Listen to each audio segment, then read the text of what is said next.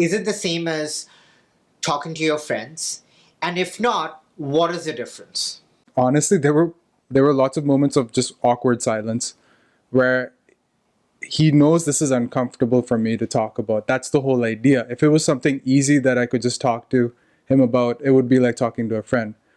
But I think a good therapist kind of lets you sit there in that awkwardness and say, okay, I know that you're feeling this in your stomach right now. I know it feels weird to talk about this, but at the end of the day, if you want to work on it, that's what this is. It's the same thing that a trainer would do for you, where if you are like, you know what, I'm done. I think I pushed as hard as I can today. And the trainer's like, you know what, I think you got a couple more sets in you. Let's push it and see. It might hurt, but that's what I'm there for. I'll make sure you don't hurt yourself. But at the same time, I'm going to push you to the point where I think you're going to get the best results. How many therapists did you go through before you found the one? Number 2 in my list, I kind of knew it was a good match. It's everything I described before in terms of having the rapport and having that feeling of comfort. Is there ever such a thing as, oh, you're fixed?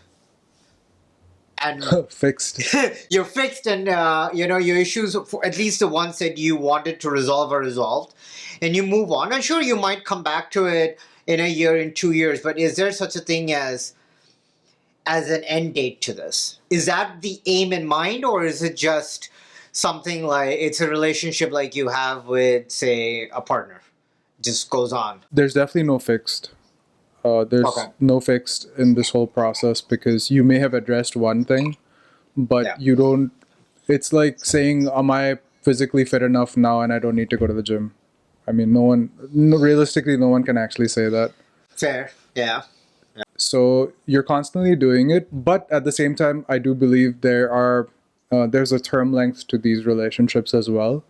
You might get to a certain point with a therapist, and you'd be doing well, and then eventually maybe you need a different kind of help. Maybe you just need to change it up a bit, and that's okay too. It's a professional relationship. So that's probably one thing that may change, along with maybe the frequency reducing. So, what aspect of life do you want to deal with, right? Like, is there childhood trauma?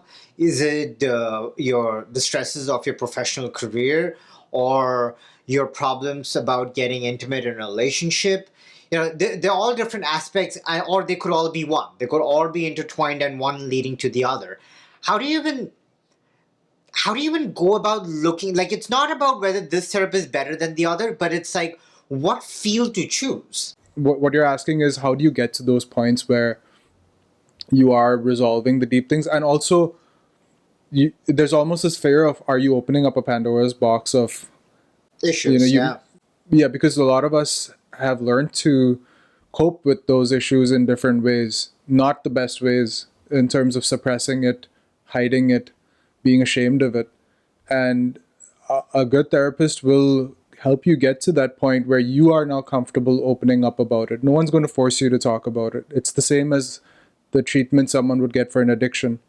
You can't force someone to go into rehab. They have to want to be there for it to work. And it's the same thing with therapy.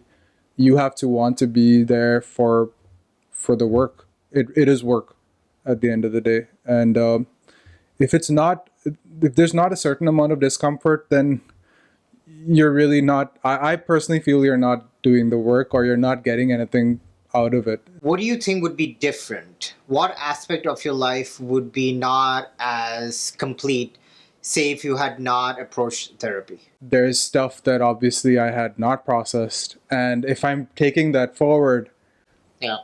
there are consequences for that, especially when it's someone like a child that's observing you and absorbing what you're putting out there.